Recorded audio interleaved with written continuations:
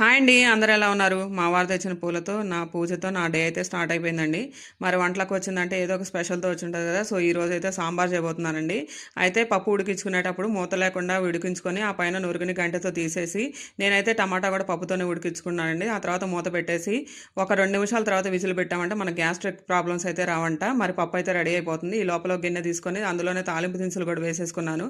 దీంట్లో అయితే నేను వెజిటబుల్స్ మునక్కాడలు, పచ్చిమిర్చి, క్యారెట్, ఉల్లిపాయలు అలాగే కొత్తిమీర కూడా వేస్తున్నాను. సో ఆ నూనెలోనే వెజిటబుల్స్ అన్నీ అయితే ఒక ఉడికే వరకు మగ్గించుకోవాలి. మరి సాంబార్ చేస్తున్నప్పుడు అందులో నంచుకోవడానికి మనకి ఏదో ఒక చిప్స్ ఉండాలి కదా. సో మా పిల్లలకైతే గొట్టాలు, ఏబీసీడీలు, ట్రయాంగిల్స్ ఇవైతే కొంచెంసేపు ఎండలో పెట్టామనుకోండి వేగేటప్పుడు బాగుంటాయి. ఈ లోపల సాంబార్ దినుసులు అన్నీ రెడీ చేసుకున్నాను. సాంబార్ మసాలా అయితే నేను ఇంట్లోనే తయారు చేసుకుంటానండి. సాంబార్ దినుసులు కూడా వేయించుకుంటున్నాను.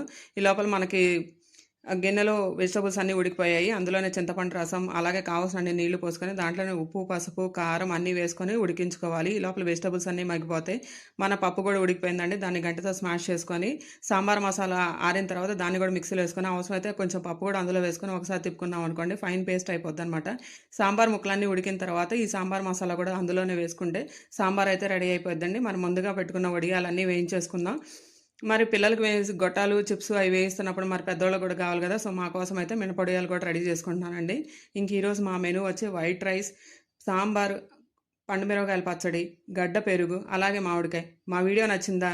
అయితే తప్పకుండా please like, share and subscribe చేసేయండి.